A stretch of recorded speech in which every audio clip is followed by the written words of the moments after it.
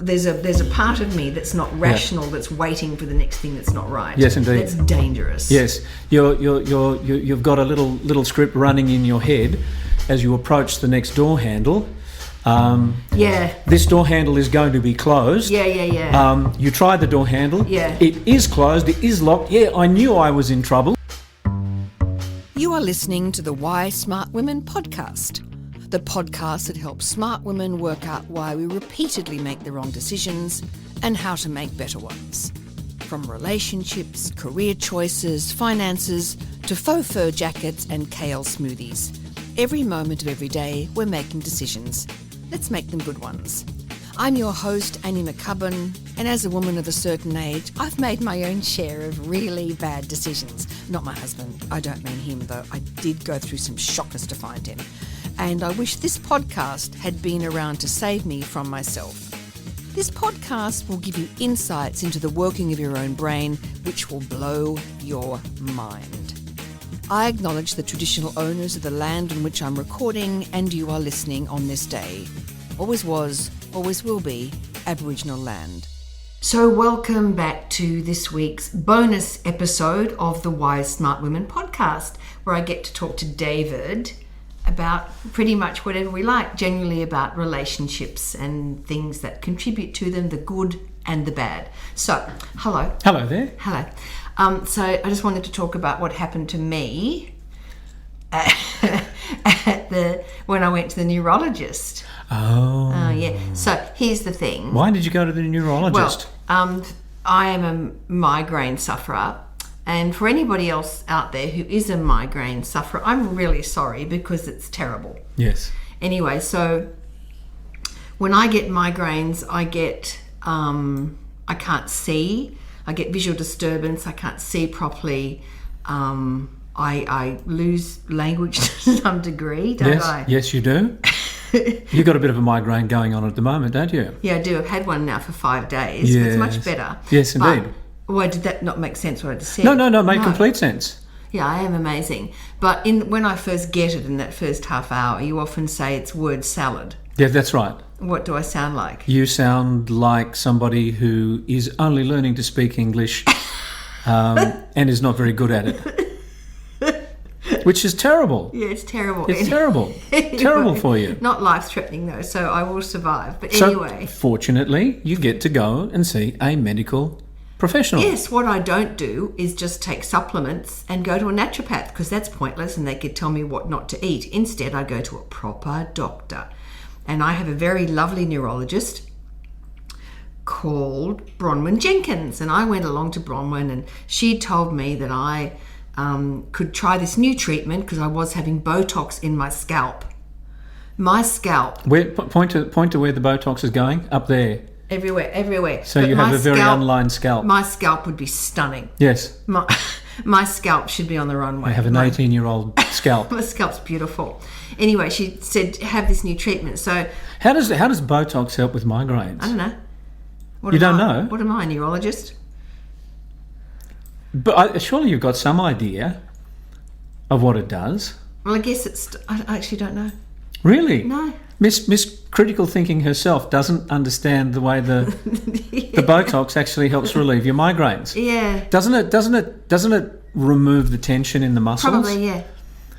That sounds right. Yeah, because I have got a migraine. That's right. That's all right. Yeah, exactly. Yeah, so I can't remember everything, but that's what it does. Yeah, I think so. I think it releases muscles. Yeah. So in your forehead you don't get lines. Yeah. In your back of your scalp, you're less likely to get a migraine. Yeah, and so they put them in the shoulders. It's a disgusting thing, but anybody who gets migraines and they're intractable, I can highly recommend it. Anyway, there's a new treatment out called what's it called? Here it is, Ajovi, which is an injection that you can have once a month, which apparently is more efficacious. But here's the thing. So I go to the neurologist, it's in the morning, and then I leave the neurologist and I go to the lift. And I had noticed that the lift, when I'd gone up, that one of them wasn't working properly. Now, the other thing that I have going on is I am quite claustrophobic. I've attempted to deal with it, but there's still definitely vestiges of it there, even though I live in a building with a lift. But I like that lift. You know that lift. You're comfortable with that lift. I like the lift. But you noticed that one of the lifts was out of. Was out. So I thought, I'm not going to get in one of these lifts. That's a bit of availability bias, isn't it? You know, there's a broken lift. Yeah. So you really noticed that. Yeah. And then you thought that represented a greater threat to your vertical travel. So you decided that you're not going to get in a lift. I wasn't going to get in a lift. Even though the other one was working. Yeah, but anyway, maybe it was like a lift virus. Maybe it was going to spread from one lift to the other. So I didn't get in the lift. You never know. And which is the worst thing you can do, because as we know, when you're dealing with Is that a phobia? Yeah, I'm phobic. So the worst thing you can do when dealing with a phobia is to avoid it, because that's experiential avoidance and it only gets worse. When I first went to see a psychologist about it, she made me ride up and down in the lift. Anyway. And did that help? Sure. That's like exposure therapy. It's exposure. You just got and it did help. It did help. You've got to be exposed to the thing that frightens you, and then your brain stops triggering. It stops triggering the brain that you're in danger. And that's just such a big reminder of how mammalian we are. Because I just noticed who's just appeared down here. Yo-yo. Hello, Yo-Yo. Oh, Yo-Yo, look at her. Put her against your white shirt. There we go. Otherwise she's invisible. Yeah. Lovely dog. In the building that we currently live in, there's a moving travelator, like not an escalator with stairs, but a travelator. And the first time that Yo-Yo came across the travelator, she was terrified. Well, she's like, "What is this? Why is the floor moving?" Exactly. I don't blame her. She didn't like it, and she didn't want to get on it. Yeah. She's avoidant. Avoidant, yeah.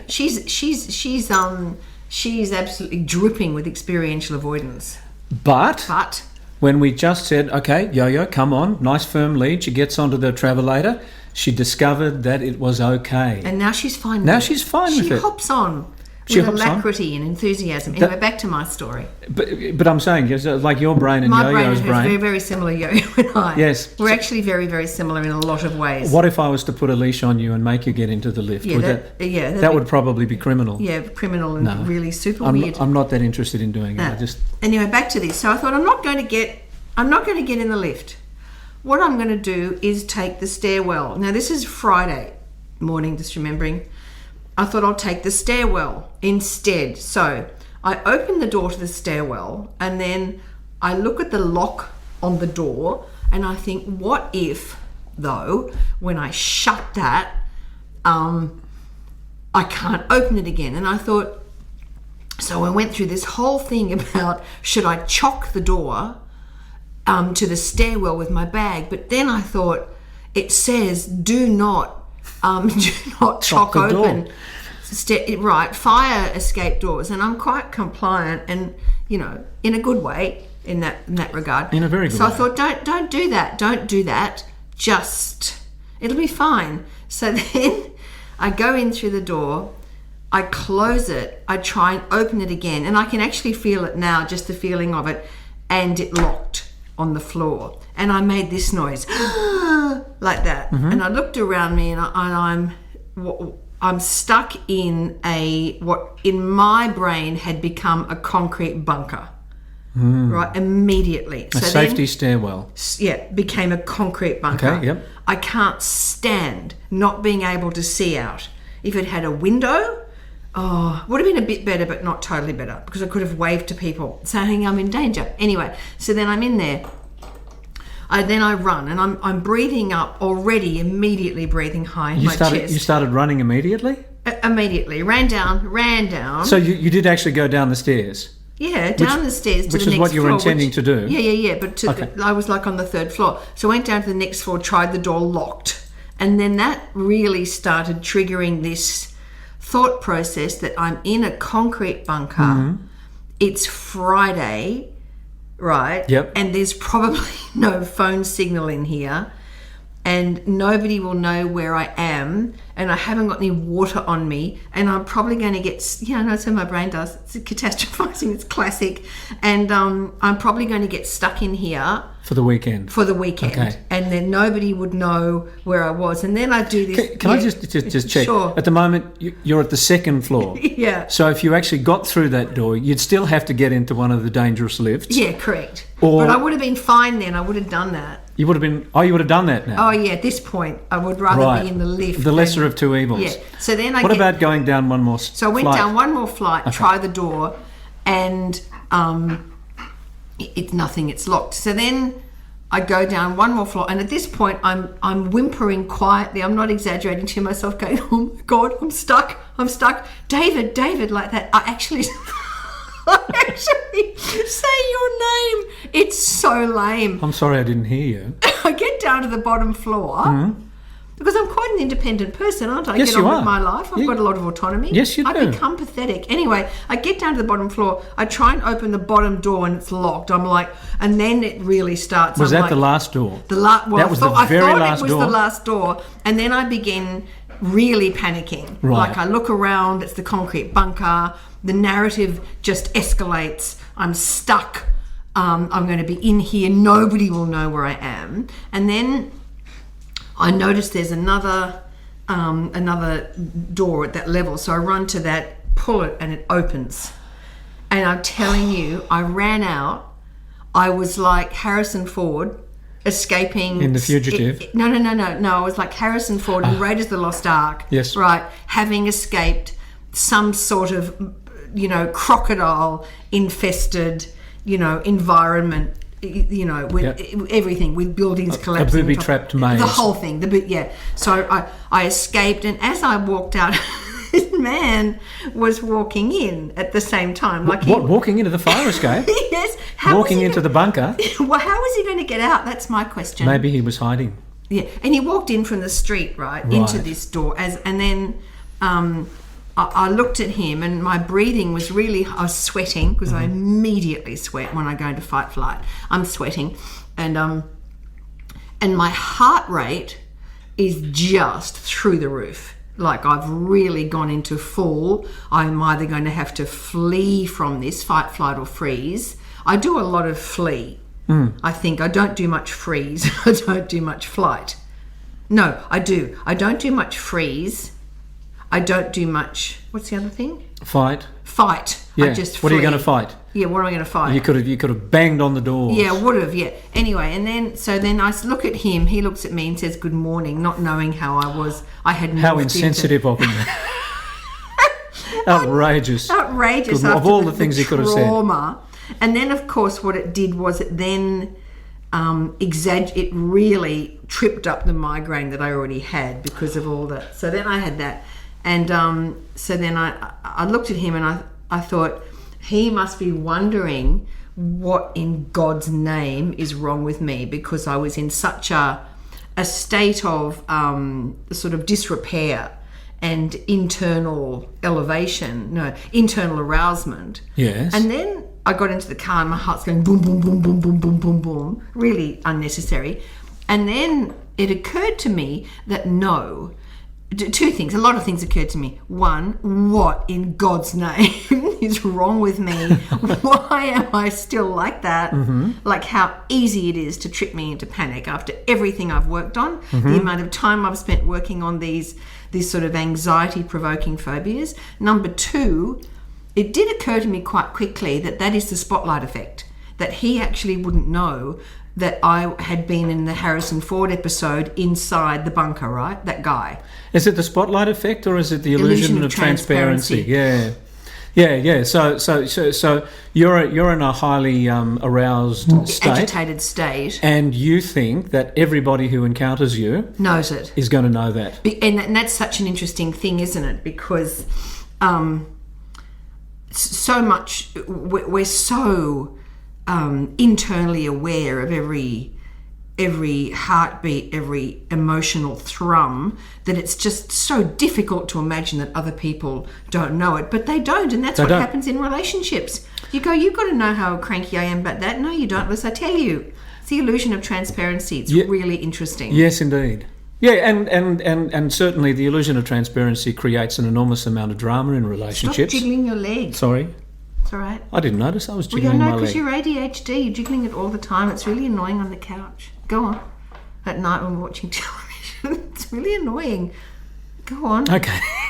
Go on. Do go on. I think I was talking about the illusion of transparency. Stop it. You're doing it again. Go on. Yes, you were. It's actually accurate, and I had it. And I guess the point of that whole story is, like, wow, how easily I was triggered, and how deeply, deeply disappointed I was in my inability to stop, watch my mental process, so watch the thoughts, put my feet on the ground, take a breath, slow the process down, and then maybe use my critical thinking to examine the veracity of the fear that I was going to be stuck in there all weekend. I mean, you've told us sort of a very personal story there, and quite an intimate and psychologically detailed story of what was going on in your mind, and then the response that took in your body. But it's funny. I'm actually noticing that in the landscape of many of the senior executives that we're working with at the moment, and even though it's not as concrete, literally as concrete, as getting stuck in the bunker, and having that really, discombobulated experience of not thinking straight, and also thinking that the gentleman who insensitively greeted you with a simple good morning, thinking that he should have been able to see, or that he was able to see just how... and the humiliation with and that. how humiliated you feel. I actually reckon that there's a really strong corporate version of that. Yeah, what is that? Well, I'm sure there is, because they're just humans wherever we go, right? That's right. With our own little set of psychology and physiology, right? I mean, if we look at the corporate environment at the moment, there are so many things that are destabilising the status quo. I guess, we have to look no further than AI and how that is going to transform the way that so many jobs are done, and how many functions that take big data and sift through it and identify the insights. And we can see applications, really constructive applications of artificial intelligence in marketing, in product development. Could AI have helped me in the bunker? I could have actually... No, but see, it was the no signal. I could have said, how do I get out of here? And it would have said, go to the bottom floor and open the door. Well, I mean, what actually I think was happening to you in that moment, here we go, I'm in danger of mansplaining at the moment. When you were in that situation and you had an emotional response, I'm in danger, right? I'm going to be stuck in the bunker all weekend. Your capacity to think clearly and methodically and systematically seemed to elude you at that particular 100%, moment. 100%. In the middle of that emotional hijacking, my critical thinking skills went completely out the window. I became like some sort of cornered squirrel. Yep. Cornered squirrel. I was a cornered squirrel in the bunker. Yes. So if you look at that, like we would like to think that we could rely on our prefrontal cortex, our critical thinking skills, to help us to escape from a situation, or just to think, and to your point about executive, to think through a situation that requires composure. Right, you would think, right, and you need that critical thinking skills, but when your brain is hijacked.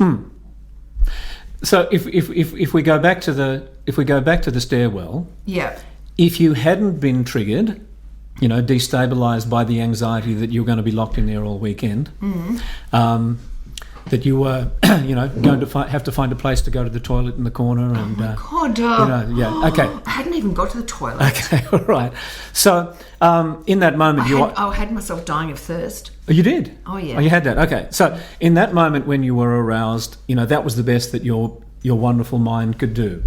Now, at this moment... And I know this crap. That's right. I know this stuff. Well, okay, you know the stuff. And also, if you were to find yourself in a stairwell on the 3rd floor, and you actually expected that the door was going to lock, what's the logical way to get out of the building? Go down to the bottom floor. Just go down to the bottom floor, and one of those doors will open. And you didn't do that because you got stuck at the 2nd floor as well, trying to get out there. Pulling at handles, like I was in Severance. So I think that this is the common experience, and that is that when something destabilises you, and let's think about what it is for a lot of people in business. Maybe they step into a new role, or maybe their CEO changes, or their immediate boss changes, and they have to report to somebody else. Yeah. Maybe there's a transformation going on. Maybe there's a whole lot of talk in the business about how we're actually going to use AI in order to, work with all the data that we've got in order to create the best products and services, et cetera, et cetera. So, this destabilisation can appear in many, many ways. Now, in those moments, it's not enough just to go to, okay, I have to think critically, because the brain, when you're in fight or flight, may just be incapable of making that leap. 100% incapable. So the thing to do in those moments is to draw on your capacity to self-stabilise, to, notice that your heart rate has increased, that your mind is quickening, and even to notice that your mind is not giving you good answers to the questions that are in front of you. So what is the bias? What had happened to me? I'm just trying to think of... I think what you've done is you've identified what happens when people catastrophise. Okay? Yeah. And when people catastrophise, it's like it's a hyperbolic response to a situation. I'm behind a closed door and I'm trapped and I'm going to be here all weekend, is to catastrophise. Yeah, it's catastrophic thinking, and it's... Just trying to think. And isn't there a part of the brain that then reinforces the catastrophic thinking? So this is really bad. I notice myself getting upset and agitated. Why am I upset and agitated? Because something really bad has happened. Yeah. So there's that circular logic that actually sends you into, a high state of anxiety, even though it doesn't serve you. Oh, it doesn't serve, and I'm telling you, it just exacerbated the migraine so badly. You keep talking while I just look up. If I'm feeling panicked, there must be a reason to feel panicked. That's right. And then you re-trigger yourself. It's possible that I might be stuck here all weekend. Yeah. So let's imagine a quieter, and look, the thing that... put that into a business setting. Go on. Put that into a business setting, and I do think that this is relevant, and it's worth tracking this through, because I do think that most people who are in public business roles would not like to let anybody know that they are destabilised by things that are going on in their environment. But they are. So let's imagine that inflation is going in the wrong direction. It's going in the right direction at the moment, it would seem. Knock on wood, that may not last. But if your core products and services are not selling at the moment because of the cost of living crisis, that could send you into a panic. Now, there may be solutions that you could take. Yeah. And so, yes, indeed, you're going to have to get to the problem solving, the innovation part of the process. But to expect yourself to get there immediately before you've self-stabilised, before you've, exactly. Quiet. You're putting the cart before the horse. You are putting the cart before the horse. So what it is, I think what we're looking at with catastrophizing, and anybody who has a tendency towards anxiety will definitely have an experience of catastrophizing. And catastrophizing is a cognitive distortion. It's a thinking error, which can lead to inaccurate perceptions of reality and illogical inferences. So I think that's right. And generally, I've noticed with myself that once I am aroused, or once my brain is in a sort of a hypervigilant state, which it had been provoked, then everything that came into my environment was potentially dangerous. Yes. So I got a message from a doctor saying I had to redo a urine test. And I had to lie down for a minute until I went, Annie, it's a midstream urine test. Like it's to test for a UTI. And I couldn't get hold of my daughter, and I was like, why can't I get hold of her? So once you're in a hypervigilant, aroused state, it's like everything goes through that filter. And I think that would be the same in a business setting. I think that there is pretty good evidence that arousal that relationship between arousal and efficacy, it almost follows like an umbrella-shaped graph. Mm-hmm. And that is when there's no arousal, when you're utterly complacent, then your capacity... No, I'm talking about complacency. Ooh. No, I'm talking about a level of arousal, not necessarily... applying composure skills.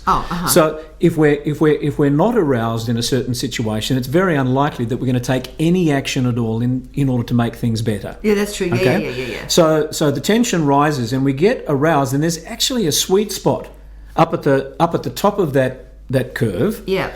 Where a certain amount of arousal combined with the capacity to be able to compose yourself so that you can think clearly, read the room, see what you're dealing with, come up with a solution to make things better. There's a certain zone at which a level of arousal makes you operate at a higher level. Another word for stress. So this whole notion of you've got to live a life of no stress is, of course, absolute bullshit, because, of course, you need to have stress because you need arousal, because otherwise you're not going to do anything. That's exactly right. You're not going to take any action. And I think for somebody who is a business leader to be already, something goes wrong in the day, the arousal goes up, that's gone wrong. And then I think you can almost get into it would be quite easy to get into some magical thinking, which is today it's all going wrong. It's going to be a bad day. Today is going to be a bad day. Yeah. This happened. My EA didn't arrive. Yeah. Now I don't know what I'm doing. Yeah. They've asked me to go up and talk to the board. Yes. That's not going to go well. The numbers were down, and then the whole thing just escalates, and you start looking at everything. And we all do this. I try really hard not to do it. Yes. I try really, really super hard not to go. Just because this happened at 8 o'clock doesn't mean this is going to happen for the rest of the day. Yes. And I really, that is one thing that I work on, because I'm like, no, it is not significant. Mm-hmm. That's magical thinking, that I'm now in for a good day or I'm in for a bad day. Yes. It's just a moment. So you're saying we should be going moment by moment through the things that are important. Yeah, that's right. So, but the unfortunate thing about that, the physiological elevation that comes with that sort of catastrophizing is you're waiting. There's a part of me that's not rational, that's waiting for the next thing that's not right. Yes, indeed. That's dangerous. Yes, you've got a little script running in your head as you approach the next door handle. This door handle is going to be closed. You tried the door handle. Yeah. It is closed. It is locked. Yeah, I knew I was in trouble. Yeah, I knew it. So it starts to compound. Yeah, and I guess for so many of us, we are in, I'm not a stupid person. I've done a fair amount of analysis on critical thinking, and yet, well, it's my, I'm washing around. It's my milieu, really, isn't it? Critical thinking. But I found myself in the stairwell, and I wonder how many people find themselves metaphorically in the stairwell. Yep. Yeah. I mean, it doesn't surprise me that even though this is your milieu, you are still subject to things sometimes blindsiding you and having those uncomfortable experiences. I mean, they say that we teach best what we most need to learn. Oh, I hate that bullshit. I know you hate that. Oh, that is such bullshit. Organised by who? The universe? No, not organised. No, just cause and effect. Oh, it's never. Yeah, well, it is, because you have that experience. Yeah. And you have a very, you have a really kind of visceral, recallable. You can recall what happened very, very clearly. Yeah. So that means that you can actually talk about. Yeah, but it's not like, you teach what you best need to learn. They always say that about acting teachers. And I don't think, like you... I think about my acting teachers. They weren't great actors. Oh, really? No. But most of them dead now. Are you able to say that with some... Are you able to say that? No, they're not. A few of them are, but... a few of them have actually died. They have passed on. And I thank them very much for everything that they gave me. Yeah. But you are a very good actor. But they weren't necessarily really great actors. No, that's true. And look, I think, the fascination with any kind of developmental process, if you already know how to do it and you never get bothered by it, then it's hard for you to deconstruct it in a way that makes the mechanics of it accessible to other people. So that's what I think is your great strength, is that you are aware of this stuff that is going on. It is common to other people. Highly common. In different contexts. And to different degrees. Yeah. Right. And I think, as we know, which makes I must be a genius, that as your IQ goes up, so does the likelihood that you'll have any of these sort of... That's right. Cognitive issues. So, I mean, if I could talk to... I've got imagination. You've got imagination. I can write a book, I can create characters, I can create a catastrophe out of nothing. Okay. And it's almost like when it comes to competence, being able to do the job, it's a bit like the inverse Dunning-Kruger effect.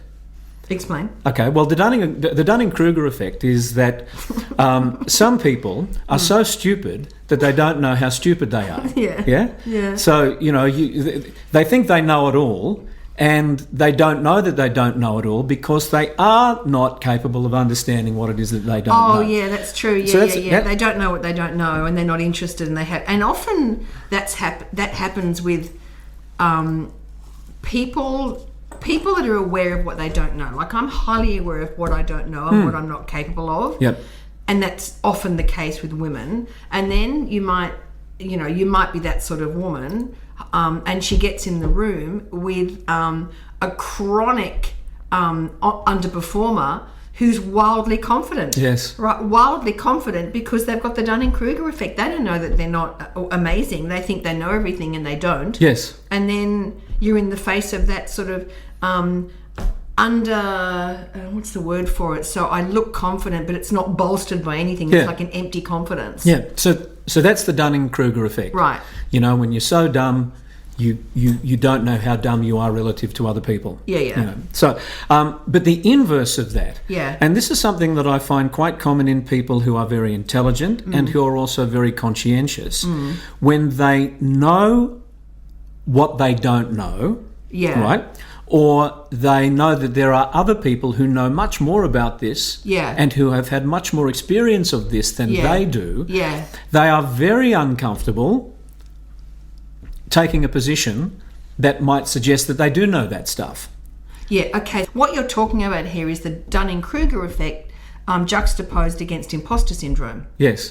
Go on. And look, it can get in the way of people's personal presence when it's important that they project a certain degree of competence around, say, the next role that they're going to take on.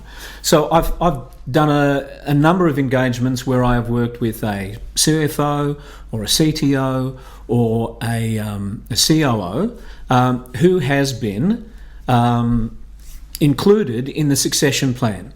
And so just take a CEO, they will have great experience in terms of finance, reading the market, all of that financial data and being able to synthesize that into meaning. They may not have the same experience when it comes to technology or people and leadership or risk and compliance.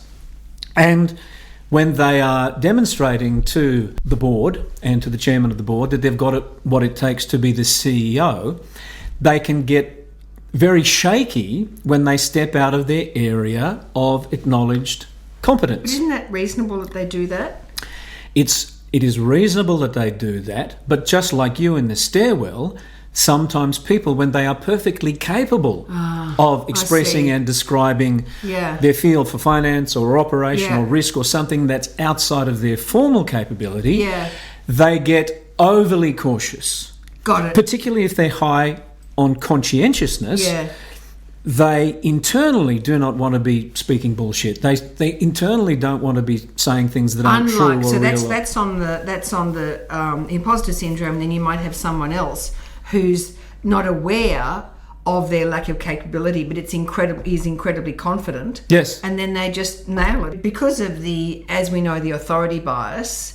Really influences people's brains. You might have somebody who's a chronic underperformer but very confident. Yes. Holds themselves well, right? Okay. And convinces everyone they know what they're doing, whereas the person that doesn't know what they're doing is in the thrall of the imposter syndrome, correct? That's right. Yeah, interesting. That's right. So, I mean, I do think the way forward with this for somebody who does find themselves in the metaphorical lift well, they've been spooked, and their thinking isn't serving them in that particular moment, the place to go to is Composure skills, self-stabilisation skills. Better than I've managed to do. Well, you weren't expecting it at that time. But that's the thing. Being blindsided is something coming into your circumstances. Okay, so but you have to be prepared for the unexpected. Yes. Don't wait until you get thirsty to start digging the well. Yeah. If you know that you're going to be operating in an unpredictable environment, where the basis of your value is shifting, it is worthwhile early to be able to identify the things that stabilise you, that get your mind working at a higher level than fight, flight or freeze. Good. And on that note, that will be the end of today's bonus episode. I hope you enjoyed listening to David and I. Why are you speaking so formally at the moment? I don't know. Are you trying to do the argument from authority? Yeah. If I speak like this, then I have great authority. That's right. No, I don't know what happened to me then. We're done for today, are we? And we're done for today. But listen, thank you so much for listening. I noticed that I now have listeners in Ukraine. And just so you know, we think about you a lot. Slava Ukraine.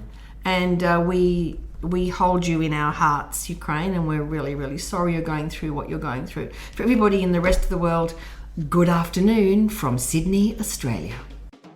Thanks for tuning into Why Smart Women with me, Annie McCubbin. I hope today's episode has ignited your curiosity and left you feeling inspired by my anti-motivational style. Join me next time as we continue to unravel the fascinating layers of our brains and develop ways to sort out the fact from the fiction and the over 6,000 thoughts we have in the course of every day. Remember, intelligence isn't enough. You can be as smart as paint, but it's not just about what you know, it's about how you think. And in all this talk of whether or not you can trust your gut, if you ever feel unsafe, whether it's in the street, at work, in a car park, in a bar, or in your own home, please respect that gut feeling. Staying safe needs to be our primary objective. We can build better lives, but we have to stay safe to do that. And don't forget to subscribe, rate and review the podcast and share it with your fellow smart women and allies. Together, we're hopefully reshaping the narrative around women and making better decisions. So until next time, stay sharp, stay savvy, and keep your critical thinking hat shiny. This is Annie McCubbin signing off from Why Smart Women. See you later. This episode was produced by Harrison Hess. It was executive produced and written by me, Annie McCubbin.